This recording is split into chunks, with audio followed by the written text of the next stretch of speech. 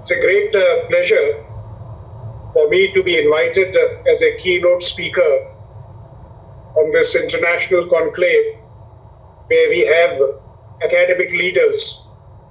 I, being a military leader, have a singular honor that I am a thinking soldier and a fighting scholar. I come from a family which has given maximum army officers, where not only male members are army officers, the daughters are either army officers or married to army officers. So once I had gone for my medical, for when the nurse was taking out the blood, she said, "Sir, your blood is olive green." I said, "Yes, I am an army man." And again, you may not find the red blood. I also want to thank Dr. Aruna and her esteemed team. Give this platform to speak to people all across the globe about education. And let me tell you, HETS has moved in terms of light years. It has not moved into, in years, because it has brought such a metamorphic, such a osmos kind of change into students, because I have interacted with a couple of participants, and they have totally undergone a tremendous change. And that's why the name itself speaks volumes. Like the harvest was converted or transformed to become real gold. India is an epicenter of learning, and I have tremendous amount of proud to say that India is a world tutor or a teacher. When the Britishers left, India had 100% literacy in South and say about 97% literacy in North, and which has been recorded by Lord Macaulay and Thomas Munro in the report. That's why they said, Jayatu Bharatam, Jayatu Gurukulam. The concept of learning was people left their houses and they went to universities or school or seat of learning, which was away from the house. And this concept has also been taken from the army, because whenever we are training, we leave our barracks and billets and move to our training areas so that we are detached from the world and from the people, and you focus, like a horse in a cart which has got a blinders on and you see the target. See, in world there are over 320 million students. India contributes, say, about 52% of them. We also have the honor of the oldest universities, where people from all over the world came and attained knowledge. I also want to tell you one thing, that HETS, you see, when I had visited Stanford University, I found a very good concept there, the cafeteria concept in education. And in HETS also, I found that they have implemented the cafeteria culture in education, where a participant or a student can select, the way we go in cafeteria, that, okay, I want to have an hamburger or somebody wants to have a donut. It is your choice. So whatever subjects interest you. You see, gone are the days when your parents used to, they used to be helicopter parents, and they will dictate terms with you that you have to study science, or you have to study arts or fine arts or whatever. For a comprehensive national power, what is your aim of imparting education? Is to have comprehensive national powers.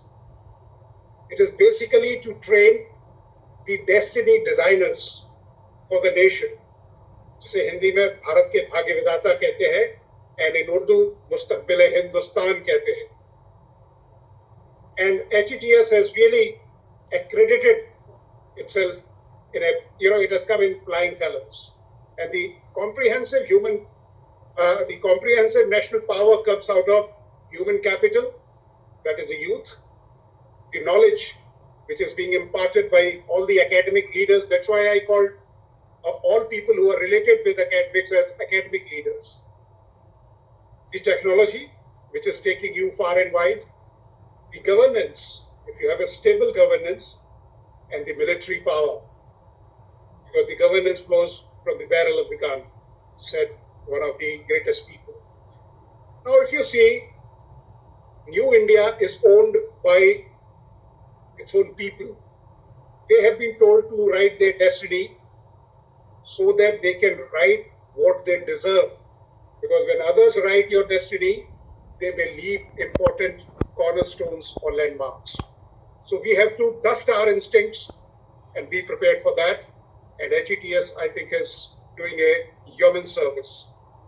If you see the 21st century pedagogy, it is hinging on thinking skills, what Anurag had also mentioned, and what Her Excellency had also mentioned. It is the soft skills, communication skills. The academics is now looking for a better interface between academia and industry, because communication is the language of leaders. If you can't communicate well, you may have a lot of gray matter in your head, but if you can't communicate, if you can't write it, it is of no use. Contextuality, in what context you are working, what context you are learning, collaboratively. You see, gone are the days you have to collaborate these days. Then project-based learning is the new essence of the flavor of the day. Then technology and media fluence, because you see, now if you see the revenue pattern, earlier it was the print media, then TV or the electronic media. Today it is the social media, which is now drawing all the attention. Wisdom earlier was being given by the people who were visionaries and who had knowledge. Today wisdom is being flashed on t-shirts. Teachers earlier used to teach, and the youngsters used to learn.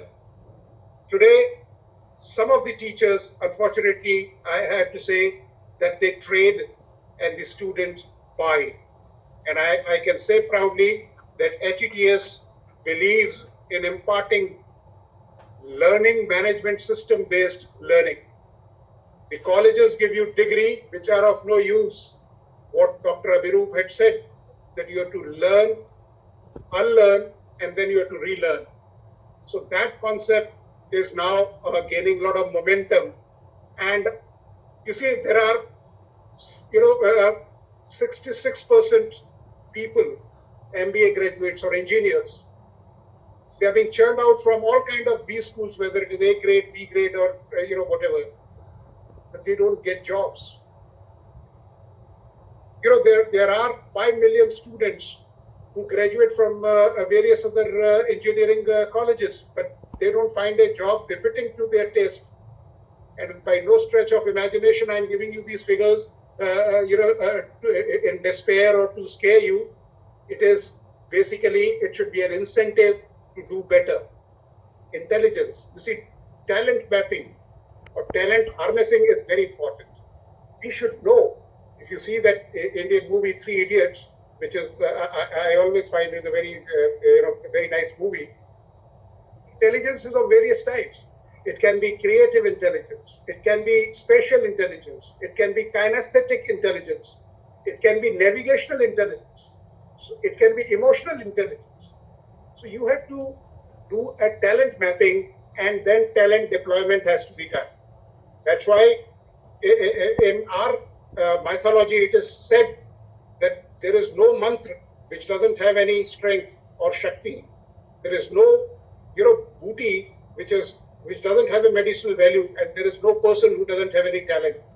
There's only you have to fathom what is he worth. If you see IIT Kharagpur, you see what they have done is, now with the engineering, they also have musical subjects. So an engineer can learn about music, fine arts. He can learn about social subjects or humanities subject, because he will become a better and a greater human being. If you see that India is so rich in culture and heritage that every 12 miles or every 24 miles, Para course, Pani and Vani, the water and the language changes. If you go back into mythology, what Jesus spoke was the language which is called Armenic. And that language was similar to Bangla, which is such a rich language of India. So what I want to say is that India has always been a seat of learning. It has been an epicenter of wisdom. It has been the biggest churner of human talent because it is one of the youngest nations and the next century belongs to India. So what I want to say is, at the concluding remark, I want to say that HETS is doing a wonderful job by transforming people. एक बड़ा अच्छा शेर है, न तराशे गए तो पत्थर थे, जब तराश दिए तो खुदा बन गए. HETS is doing that kind of job. It has got that Midas touch, which people are feeling it. And I wish all the luck, all the success and Godspeed to HETS and to the entire student community world over. Because in India, whenever we are praying, at the end of the prayer, we always say, Vishwa ka kalyan ho. That means the entire world should get benefited and should flourish, and not only our country or state or our region. Thank you very much. Jai Hind, Jai Bharat.